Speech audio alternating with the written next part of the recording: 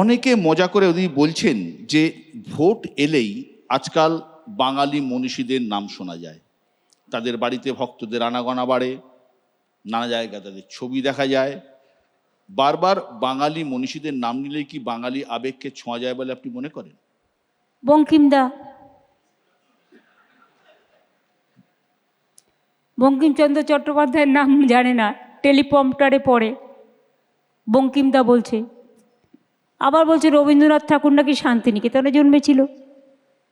আমরা তো জানি না, তার মানে আমরা গবেট।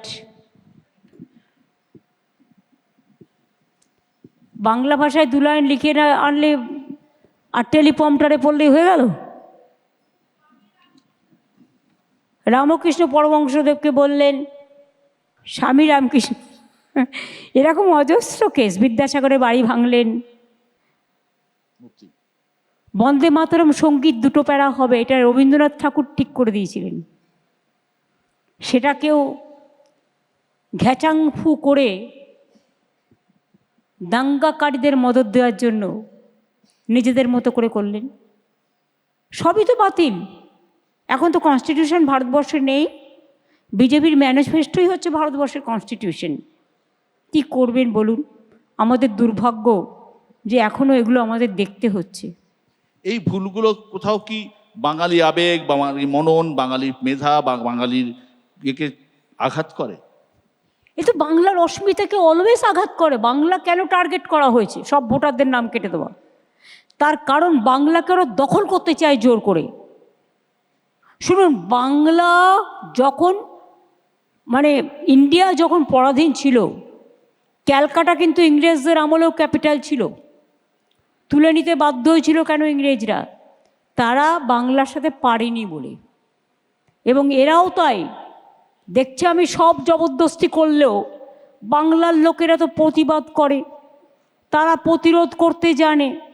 বাংলার মেধা আলাদা, বাংলার সংস্কৃতি আলাদা, বাংলার অস্মিতা আলাদা, বাংলার প্রতিভা আলাদা। বাংলাকে তো জব্দ করা যাচ্ছে না।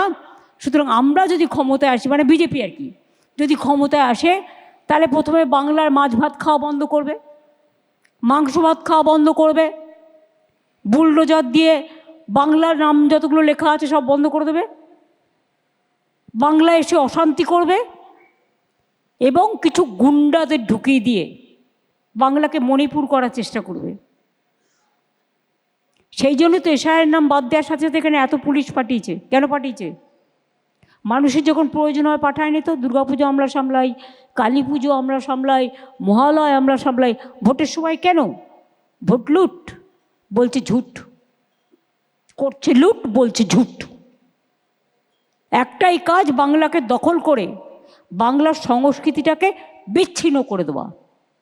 আর বাংলায় ধর্মের নামে রামকৃষ্ণ নয়, স্বামী বিবেকানন্দ নয়, ঈশ্বরচন্দ্র বিদ্যাসাগর নয়, রবীন্দ্রনাথ নয়, গান্ধীজি নয়, অমর্ত্য সেন নয়, নজরুল নয়, এমনকি বাবা সাহেব আম্বেদকর, যিনি সংবিধান রচনা ড্রাফটিং কমিটির চেয়ারম্যান ছিল, তিনি প্রথম ইলেক্টেড হয়েছিলেন বাংলা থেকে। এটা মাথায় রাখবেন। সেই বাংলাকে ওরা সহ্য করতে পারে না, হিংসুটে। আবার ইংরেজিতে বলে সেলফিশ জায়েন্ট। আর হিন্দি में इसको क्या बोलता है? আমি এত ভালো হিন্দি জানি না, কি বলে? छुपा रुस्तम। হ্যাঁ, छुपा रुस्तम। पर्दा का पीछा में क्या है? चक्रांत है। এ রাজ্যে বিজেপি মোটামুটি দুটো কৌশল নিয়েছে। এক, হিন্দুত্বের শান, যেটা বলছিলাম। শুনুন, হিন্দুরা ওর সাথে নেই। আমি নিজেও হিন্দু, আপনিও নিজে হিন্দু, এসব ছাড়ুন। আচ্ছা, নেই। বাংলায় যে 5,000 কিলোমিটার রথযাত্রার পরিকল্পনা করেছে, বাড়িতে বাড়িতে পৌঁছে যাচ্ছে প্রধানমন্ত্রীর চিঠি। আরে ও চিঠিতেও একজন সই করে দিল, হয়ে গেল, প্রিন্ট করে দিল, ওই চিঠির কোনো দাম নেই। আর ফোন যেটা যায় সেটাও হচ্ছে কল করে দেয় একজন, চলে গেল।